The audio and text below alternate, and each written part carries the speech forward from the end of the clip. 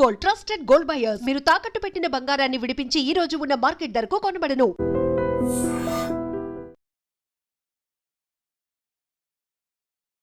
Hi hello నమస్తే, welcome back to iDream media.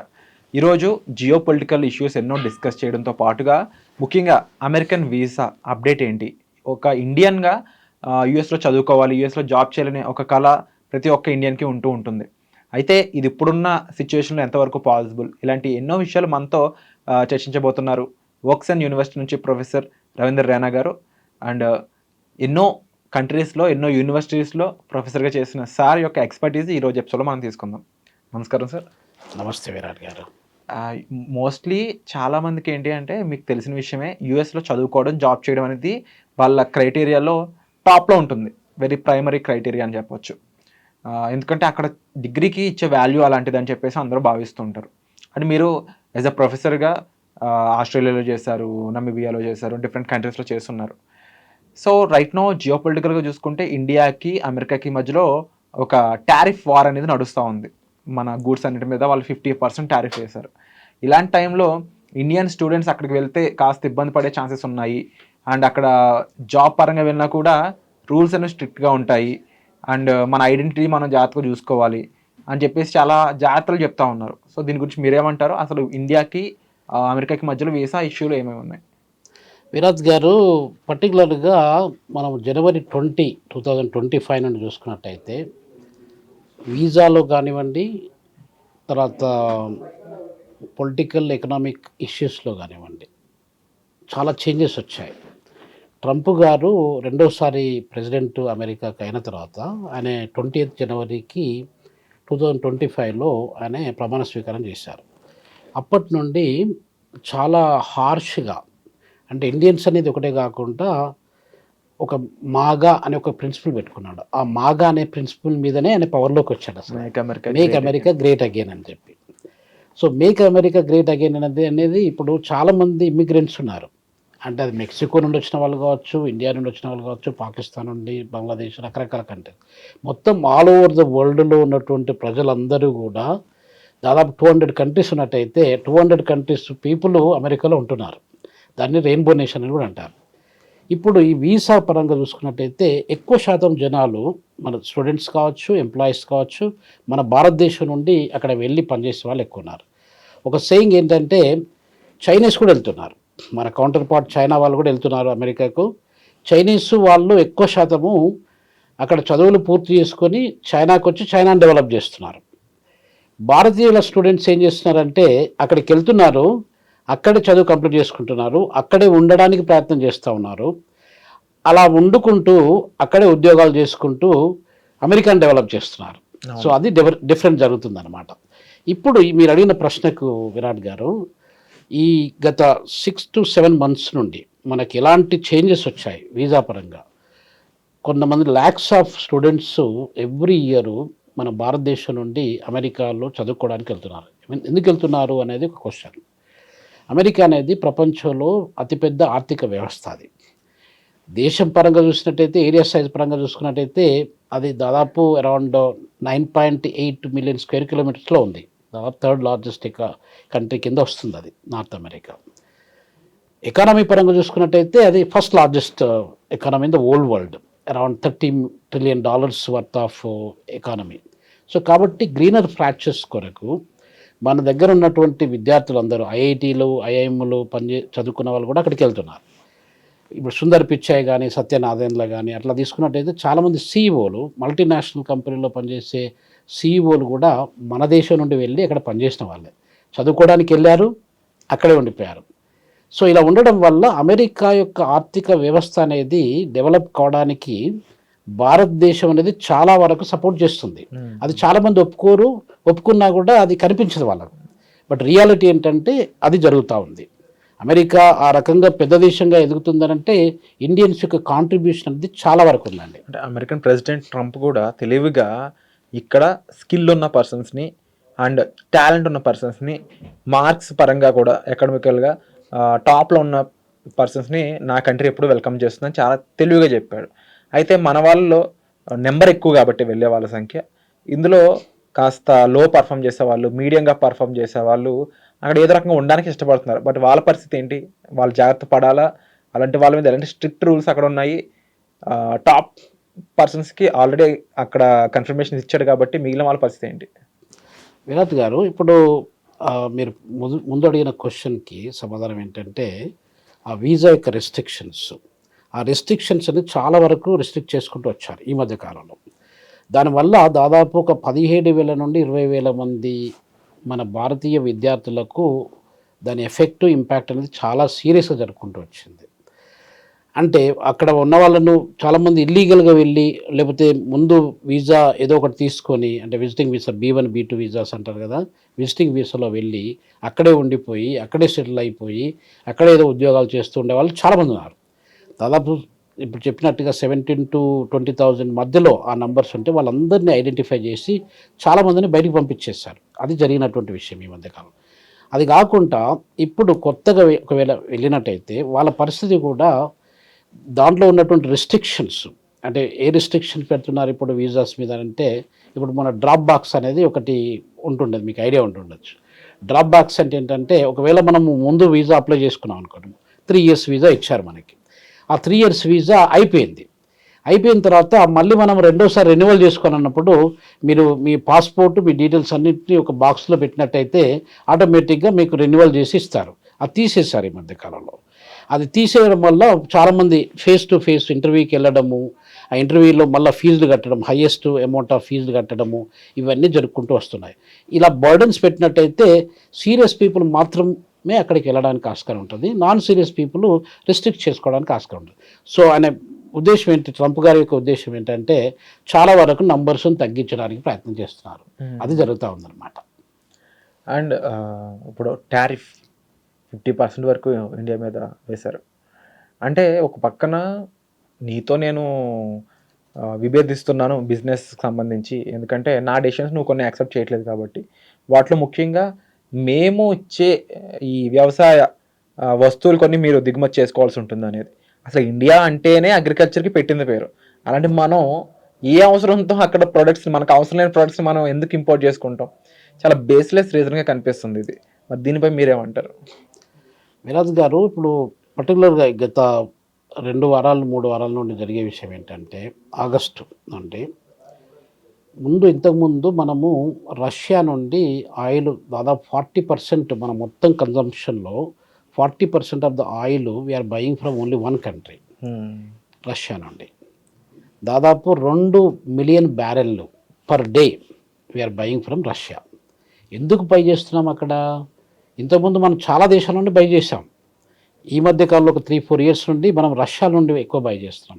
ఎందుకు buy చేస్తున్నాం అంటే విరాట్ గారు, అక్కడ మనకు ఇప్పుడు దాదాపు ఇంటర్నేషనల్ మార్కెట్లో ఆయిల్ యొక్క ప్రైస్, క్రూడ్ ఆయిల్, బ్రెంట్, ఈ ప్రైసెస్ తీసుకున్నట్టయితే ఈ మధ్యన ఈ 2 days నుండి కొంచెం తగ్గిపోయింది. అది దాదాపు $70 లోపల ఉంది. $73-75 ఆ రేంజ్లో ఉంటుండేది. $75 ఉన్నటువంటి బ్యారెల్ పర్ ప్రైస్, అంటే బ్యారెల్ అంటే దాదాపు 148 లీటర్ల ఆయిల్ ఉంటుంది ఒక్కొక్క బ్యారెల్కు. అట్లాంటి ఆయిల్ని మనము రష్యా నుండి $55 కంటే తక్కువ ప్రైస్లో మనం కొనుక్కుంటున్నాం. Number 1 reason. నంబర్ 2 రీజన్ ఏంటంటే, మనము వాళ్ళకు డాలర్లలో పే చేయట్లేదు. ఎందుకంటే రష్యన్స్కి డాలర్లలో వాళ్ళకు తీసుకోవట్లేదు, వాళ్ళకి ఇష్టం కూడా లేదు. డాలర్ అంటే డీడాలరైజేషన్కి వాళ్ళు కూడా చాలా రోజుల నుండి ఎక్సర్సైజ్ చేస్తున్నారు. నేను రష్యాలో రూడెన్ యూనివర్సిటీ అని, RUDN యూనివర్సిటీ అని, అక్కడ నేను విజిటింగ్ ప్రొఫెసర్ని. 6-7 months back I was there in Russia, మాస్కోలో. ఆల్మోస్ట్ ఎవ్రీ 6 months 7 months ఒకసారి నేను వెళ్ళేస్తుంటాను. సో రష్యాలో నా స్టూడెంట్స్ కూడా అడుగుతుండే అనమాట, సార్ మా దగ్గర ఒక $20 billion worth of Indian rupees మా దగ్గర ఉన్నాయి, ఎంతకాలం మీ రూపీస్ని మా దగ్గర పెట్టుకోవాలని చెప్పి క్వశ్చన్ అడుగుతుండేది నాన్న. సో పాయింట్ ఏంటంటే విరాట్ గారు, ఇప్పుడు రష్యాకు మనకు ఆ ట్రేడ్ రిలేషన్ అనేది చాలా అమికేబుల్గా ఇప్పుడే కాదు, నెహ్రూజీ కాలం నుండి చూసుకున్నట్టయితే నిన్ననే మనం ఇండిపెండెన్స్ డే చేసుకున్నాం. 79th independence day 15th August చేసుకున్నాం. అప్పటి నుండి ఇప్పటి వరకు దాదాపు 50s నుండి ఇప్పటి వరకు కూడా దాదాపు 79-80 సంవత్సరాల నుండి మన రిలేషన్షిప్ విత్ రష్యా అనేది చాలా స్ట్రాంగ్గా ఉంది. అమెరికా కంటే ఎక్కువ స్థాయిలో మన రిలేషన్షిప్ రష్యాతో స్ట్రాంగ్గా ఉంది. అది డిఫెన్స్ టెక్నాలజీలో కావచ్చు, మన ఇన్నోవేషన్లో కావచ్చు, సైన్స్ టెక్నాలజీ కావచ్చు, స్పేస్ టెక్నాలజీ కావచ్చు, ఏ పరంగా తీసుకున్నా కూడా మనకు అది రిలేషన్ ఉంది. సో కాబట్టి మనము 2 రీజన్స్ వల్ల, ఒకటి ఏంటంటే మనం డాలర్స్ పే చేయలేదు. డాలర్లు పే చేసినట్టయితే మన దగ్గర ఉన్న డాలర్స్ తొందరగా అయిపోతాయి, మన ఫారిన్ కరెన్సీ రిజర్వ్స్ అనేది తొందరగా అయిపోతాయి. తొందరగా అయిపోయినప్పుడు మనం వేరే వాళ్ళ మీద డిపెండ్ కావడానికి ఆస్కారం ఉంటుంది. IMF లోన్స్ మీదనో, వరల్డ్ బ్యాంక్ లోన్స్ మీదనో, ఇంకే రకమైన లోన్స్ మీదనో ఉంటాయి. ఆ పరిస్థితుల్లో మనం చాలా కండిషన్స్ని మనం ఒప్పుకోవాల్సి వస్తుంది. మన రూపీస్ మనం పే చేసినట్టయితే, ఒకవేళ మన రష్యన్స్ మనకి ఏదైనా ఎక్స్పోర్ట్ చేసినప్పుడు మన రూపీస్ను వాళ్ళు పే చేసినట్టయితే అక్కడికి సెటిల్ అయిపోతుంది అకౌంట్. సో ఆ రీజన్స్ వల్ల, ఈ 2 రీజన్స్ వల్ల, అంటే ఒకటి ఏంటంటే $55 కంటే తక్కువ స్థాయిలో మనకు డబ్బులు అది ఒక బ్యారెల్కి అమ్ముతున్నారు, అది రెండవది ఏంటంటే రూపీస్కు, మన ఇండియన్ రూపీస్లో మనం పే చేస్తున్నాం. సో ఇది మనకు ఇండియాకు చాలా లాభదాయకం, రష్యా కంటే ఎక్కువగా ఇండియాకు లాభదాయకం. ఇంకొకటి రష్యాకి ఎలాంటి లాభదాయకం అంటే విరాట్ గారు, రష్యాలో 40% అంత పెద్ద మొత్తంలో మేజర్ అమౌంట్ ఆఫ్ ఆయిల్ను పర్చేజ్ చేసే కస్టమర్ కానీ కంట్రీ కానీ ఎవరు లేరు ఇండియా తప్ప. ఎందుకంటే మనం అంతా largest populated country in the world. 1.45 billion people మన దేశంలో ఉన్నారు. మన దగ్గర ప్రొడ్యూస్ చేసే ఆయిల్ రిసోర్సెస్ 20% కంటే తక్కువ ఉన్నాయి. మనకు 100 లీటర్ల పెట్రోల్ అవసరమైతే మనము దాదాపు 80 లీటర్ల పెట్రోల్ను బయట నుండి కొనుక్కోవాల్సి వస్తుంది. 20 లీటర్ల కంటే తక్కువ స్థాయిలోనే మనం ప్రొడ్యూస్ చేసుకోగలుగుతున్నాం. అస్సాం, దిగ్బాయ్ అట్లాంటి కొన్ని ఆయిల్ వెల్స్ ఉన్నాయి మన దగ్గర, అంతే. సో ఇప్పుడు మనం for ever we are dependent on oil resources. అలాంటప్పుడు రష్యాకు విన్ సిచ్యువేషను, ఇండియాకు ఆల్సో విన్ సిచ్యువేషన్. దాన్నే కంపిటేటివ్ అడ్వాంటేజ్ అంటారు మనం ఇంటర్నేషనల్ ఎకనామిక్స్ అండ్ ఫైనాన్స్లో. సో ఆ రకంగా ట్రేడ్ను మనం కంటిన్యూ చేస్తున్నాం. దాంతో దాదాపు ఒక $20 బిలియన్ పైన మనం సేవ్ చేయాల్సి వచ్చింది, అంటే ఆ ట్రేడ్ చేయడం వల్ల రష్యాతోని. అది అమెరికాకు నచ్చట్లేదు. అమెరికాకు నచ్చక మీ అందరం కూడా, అంటే ఇప్పుడు Russia, China, India, south Africa, Brazil, ఈ 5 కంట్రీస్తో పాటు ఇంకొక 5 కంట్రీస్ మొన్న జాయిన్ అయ్యాయి. ఇవన్నీ బ్రిక్స్ కంట్రీస్ అంటారు, Brazil, Russia, India, China, south Africa. ఇవన్నీ ఒక బ్లాక్, ఎకనామిక్ బ్లాక్. వాళ్ళు స్ట్రాంగ్ అయిపోతున్నారు అనమాట. ఆ స్ట్రాంగ్ అయినప్పుడు అమెరికాకు కొంచెం షేక్ అయిపోతుంది. అంటే మేము ప్రపంచంలో అతి ఎక్కువగా ఉన్నటువంటి అతి పెద్ద ఆర్థిక వ్యవస్థ మేము అయినప్పుడు ఈ బ్రిక్స్ ఫార్మేషన్ వచ్చేసి మమ్మల్ని ఎక్కడ తొక్కిపడేస్తుందో, మా యొక్క ఇమేజ్, మా యొక్క డామినెన్స్ ఎక్కడ పడిపోతుందో అన్న భయంతో ట్రంప్ గారు ఇవన్నీ రిస్ట్రిక్షన్స్ పెట్టుకుంటూ వస్తున్నారు. కాకపోతే మన ఇండియాని ఎక్కువ టార్గెట్ చేస్తారు అతను. ఇండియాను 25% టారిఫ్స్ అనేది కూడా చాలా ఎక్కువ టారిఫ్స్. అసలు యాక్చువల్గా 5 to 10 as a professor of economics 5 to 10% tariffs, 15% tariffs అది కామన్గా ఎక్కడైనా ఏ కంట్రీ అయినా ఇంపోజ్ చేస్తుంది. 25% పోయి ఇప్పుడు 50% టారిఫ్ను అంటున్నారు. సో 50% టారిఫ్స్ పెట్టినట్టయితే మన ఆర్థిక వ్యవస్థ మీద కనీసం 2% జీడిపి అనేది దెబ్బపడడానికి ఆస్కారం ఉంటుంది. మనం ఇప్పుడు ఆల్మోస్ట్ ఒక 6.8% జీడిపిలో మన గ్రోత్ రేట్ అలా ఉంది, ఎకనామిక్ గ్రోత్ రేట్. అంటే మనకు 2% ఇండియన్ ఎకనామీ మీద దెబ్బపడ్డట్టయితే చాలా మేజర్ లాస్ అవుతుంది. దాదాపు ఒక 7 lakhs crore rupees we are going to lose with that kind of restrictions. అంటే ఇండియన్ గవర్నమెంట్ దీనికి ఒక నెక్స్ట్ గేమ్ ఆడుతుందని చెప్పేసి కూడా కొంతమంది చెప్తా ఉన్నారు, అంటే సేఫ్గా ఉండడానికి. చైనా అనేది 2nd largest, India is the 4th largest economics పరంగా. రైట్. సో ఇవి 2 కలవడం అనేది చరిత్రలో చాలా కొత్త అధ్యాయం అని చెప్తా ఉన్నారు. అండ్ 5 ఏళ్ల క్రితం ఏదైతే ట్రేడ్స్ అనేవి క్లోజ్ చేస్తారో ప్రాపర్గా తిరిగి ఆ ట్రేడ్స్ అన్ని మళ్ళీ ఓపెన్ చేయడం ఇండియా చైనా మధ్య, ఇది మనకి ఏమైనా బూస్టప్ ఇచ్చే ఛాన్స్ ఉందా ఒకటి? అండ్ మరీ ముఖ్యంగా ఇప్పుడు బ్రిక్స్ కంట్రీస్ ఇలా చేస్తున్న టైంలో ట్రంప్ ఇంకా నెగిటివ్గా చేసే పనులు ఏమేమి ఉంటాయి? విరాజ్ గారు, ఇంకొకటి ఏంటంటే అమెరికా అనేది డెవలప్డ్ కంట్రీగా ఎప్పుడు మారిందంటే 1871 నుండి మారింది. అంటే 1871 నుండి ఇప్పటి వరకు దాదాపు 150-153 సంవత్సరాల పాటు ఒక కంట్రీనే ప్రపంచం మొత్తం మీద ఒక పెద్ద ఆర్థిక వ్యవస్థగా ఉండిపోయింది. ఏంటంటే అమెరికా ఒకటే.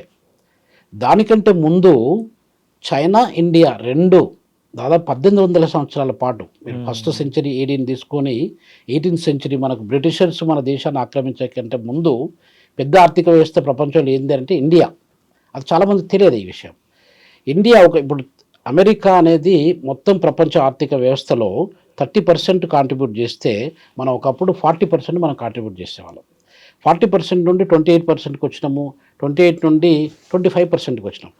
అప్పుడు మనం 25% ప్రపంచ ఆర్థిక వ్యవస్థకు మనం కాంట్రిబ్యూట్ చేస్తున్న సమయంలో చైనా 22%, 23% వాళ్ళు అంటే వాళ్ళు they were the 2nd largest, we're the 1st largest యాక్చువల్గా. సో ఆ పొజిషన్స్ మన ఈ చైనాకు ఇండియాకు ముందు నుండి ఉన్నాయి, 1800 సంవత్సరాల పాటు ఉన్నాయి. అప్పుడు మనము 25% కాంట్రిబ్యూట్ చేస్తున్న సమయంలో అమెరికా అనేది 1.8% మాత్రమే కాంట్రిబ్యూట్ చేస్తుంది ప్రపంచ ఆర్థిక వ్యవస్థ మొత్తం మీద. యూకే, మన కలోనియల్ మాస్టర్ యూకే కూడా 1.4, 1.5%, అంటే ఇద్దరు కలిపి కూడా దాదాపు 3.5% కూడా 3% కూడా కాంట్రిబ్యూట్ చేసేవాళ్ళు కాదు. సో ఈ పరిస్థితిని మనం అంతా కంప్లీట్గా చేంజ్ చేశారు వాళ్ళు. ఇండస్ట్రియల్ రెవల్యూషన్ జరగడం ఒకటి, కాలనైజేషన్ ప్రాసెస్ మన దగ్గర స్టార్ట్ కావడం ఒకటి, డిఫరెంట్ రీజన్స్ వల్ల మన పరిస్థితి పోయి ఇప్పుడు మనం 4% కాంట్రిబ్యూట్ చేస్తున్నాం. మీరు అన్నట్టుగా మనం 4th largest economy in the world. మొన్ననే అసలు యాక్చువల్గా 5th లార్జెస్ట్ ఉంటుండేది. జపాన్ పొజిషన్ అనేది అది 5th వచ్చింది, మనం 4th వచ్చేసినాము. మనం ఇంకా 3rd రావడం, జర్మనీకి మనకు పెద్దగా తేడా లేదు. జర్మనీ అనేది $4.5 ట్రిలియన్ ఉంటే మనం $4.2 ట్రిలియన్ మనం ఉన్నాం. వాళ్ళకు మనకు ఒక 300 మిలియన్లు అంతే, 300 బిలియన్లు ఆ రేంజ్లోనే ఉన్నాం మనం. సో కాబట్టి we can kick out Germany in the coming near future. మన ఎస్టిమేషన్ ఏంటంటే 2030 లోపల మనం we will become 3rd largest economy అనేది ఒక ఎస్టిమేషన్ అనమాట, ఒక ఆబ్జెక్టివ్ మనకి. సో ఇది జరుపుకుంటూ వస్తుంది. అంటే ఇప్పుడు మీరు అడిగిన ప్రశ్నకు విరాట్ గారు, ప్రపంచంలో ఉన్న ఆర్థిక వ్యవస్థల్లో మనము we are the dominant economy for very long period of time. ఇప్పుడు వచ్చినట్టు చేంజ్ కాదు. ఈ కలోనియల్ వ్యవస్థ రావడం ఒకటి, ఈ దాదాపు మన బ్రిటిష్ వాళ్ళు 250-300 సంవత్సరాల పాటు మనల్ని రూల్ చేయడం ఒకటి, మన దగ్గర ఉన్న రిసోర్సెస్ని కొల్లగొట్టుకొని అది లండన్కు తీసుకెళ్ళి లండను యూకేని డెవలప్ చేయడము, ఇవి జరిగింది. కాబట్టి మన యొక్క ఆర్థిక వ్యవస్థ రికవర్ కావడానికి దాదాపు 79 సంవత్సరాలు పట్టింది. అంతకంటే ముందు మన ఆర్థిక వ్యవస్థ దాదాపు $78 ట్రిలియన్ల వర్త్ ఆఫ్ గూడ్స్, సర్వీసెస్ కానీ, డబ్బులు కానీ, రిసోర్సెస్ కానీ మన దగ్గర నుండి కొల్లగొట్టుకొని బ్రిటిష్ వాళ్ళు వాళ్ళ దేశాన్ని డెవలప్ చేసుకున్నారు. ఇప్పుడు అంటే అప్పుడు వాళ్ళు ఎస్టిమేటెడ్ ఫిగర్స్, ఇప్పుడు దాదాపు 250 సంవత్సరాల నుండి మన దగ్గర నుండి ఎక్స్ప్లాయిట్ చేసిన రిసోర్సెస్ ఉంటాయి కదా, అది గోల్డ్ కావచ్చు, డైమండ్స్ కావచ్చు, మన దగ్గర ఉన్నటువంటి మినరల్స్ కావచ్చు, వీటన్నింటినీ ఎప్పుడైతే అప్పుడు చాలా సంవత్సరాల కింద వాళ్ళు ఎక్స్ప్లాయిట్ చేశారో దాన్ని మనం ఇప్పుడు ఉన్న ప్రైసెస్లో మనం ఎస్టిమేట్ చేసినట్టయితే $78 ట్రిలియన్. $78 ట్రిలియన్ మొత్తం ప్రపంచ ఆర్థిక వ్యవస్థ విలువ ఇప్పుడు $100 ట్రిలియన్ ఉంది. అంత డబ్బుల్ని మన దగ్గర వాళ్ళు తీసుకెళ్లారనమాట. సో ఈ ఎక్స్ప్లాయిటేషన్ వల్ల మనము వెనక్కి వెళ్ళాము, దాదాపు ఒక 70 సంవత్సరాలని వెనక్కి త్రో చేశారు వాళ్ళు మనల్ని. సో దానివల్ల ఇప్పుడు మనం రికవర్ అవ్వకుంటూ వస్తున్నాం. ఆ రికవరీ అనేది అమెరికాకు కానీ, బ్రిటన్కి కానీ, ఫ్రాన్స్కి కానీ, జర్మనీకి కానీ, ఇతరత్ర G7 కంట్రీస్ కానీ నచ్చట్లేదు. అందుగురించి ఈ రిస్ట్రిక్షన్స్, ఈ యొక్క డామినెన్స్ను క్రియేట్ చేసుకుంటూ ఎక్కడ మనం కంట్రోల్ చేయాలి అనే ఉద్దేశంతో వాళ్ళు రిమోట్ కంట్రోల్ని ఒత్తుకుంటూ మనల్ని కంట్రోల్ చేయడానికి ప్రయత్నం చేస్తున్నారు. మనం ఆ కంట్రోల్కి మనం భయపడాల్సిన అవసరం లేదు. మరి ఇప్పుడున్న ఇలాంటి ఒక క్రూషియల్ టైంలో మోడీ గారు ఏం నిర్ణయం తీసుకోవడానికి స్కోప్ ఉందంటారు?